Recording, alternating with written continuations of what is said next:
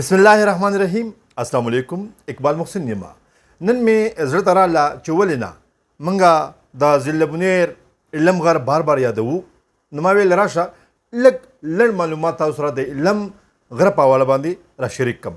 نو کتونکو ستاسو د معلوماتو په هیله باندې د علم غر په حواله باندې یو څو معلومات. د ضلع بنیر پیژنګلو لوی او شملور علم غر چې د خپل دنګوالي اوږدوالي او ښکلوالي په وجه ځانګړی مقام لري. د علم غر یو طرف ته د ضلع بنیر ضلع پرته ده او بل طرف ته د سوات او د شانګلي ضلعې پرتې دي. د علم غر د خپلو ښکلاګانو دنګو دنګو نخترونو د شنو او خړو ګټو د چینو ورشوګانو او د مرغو د سندریز اوازونو په هیله یوازې مشهورتیا نه لري بلکې دغه دنګوالی د غیرت ناموس او په خپل ځان کې د ښکلوالي یو لوی حیثیت لري.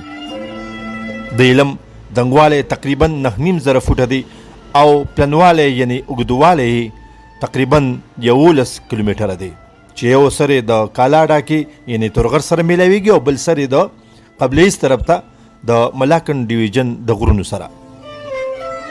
د علم په کلي کې لوی او واړه کلي دي چې اکثرو کلو ته پیاده لارې هم دي او څو ته اوس نوي نوي روډونه را جوړیږي. د علم په کلي کې پاتې کېدونکي خلک د علم د رواج مطابق یعنی د غریزې سیمې د رسم رواج په هیله خپل فطري ښکلاګانو سره سره خپل غم خادي او خپل ورورولي پالي. علم غر د ضلع بنیر د هډ کوارټر ډګر نه تقریبا 22 کیلومتره شمال طرف ته واقع دی. د علم غر که شاعران په خپلو شعرونو کې ستایي لکه چې وایي ما به علم ستا په نوم کړی وهو څه وکم زه د سوات والي نه یمه. سندرغاړي په خپلو سندرو کې او ادیبان په خپلو کتابونو کې ستایي.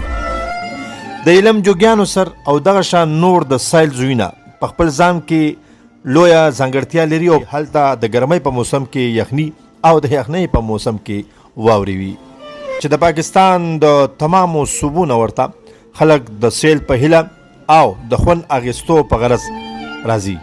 په علم کې شتون لرونکي خلک د خپلې پښتو انا غیرت او د ښکلي رسم رواج په وجه مشهورتیا لري. دا ویل کېږي چې په علم غر کې دومره لوی لوی ډاګونه دي چې 3-4 هلیکاپټرې پکې په یو ځای کېناستی شي. د علم ښکلی موسم ښکلي سیندرانې ښکلي ښایستونه موږ ته رابلل کوي موږ راغواړي د امن په نوم خوشحالۍ په نوم ورورولۍ په نوم او د رڼا په نوم. راځئ د علم غر ته پاملرنه وکړو او دغه ښایستونه یو په دوه کړو.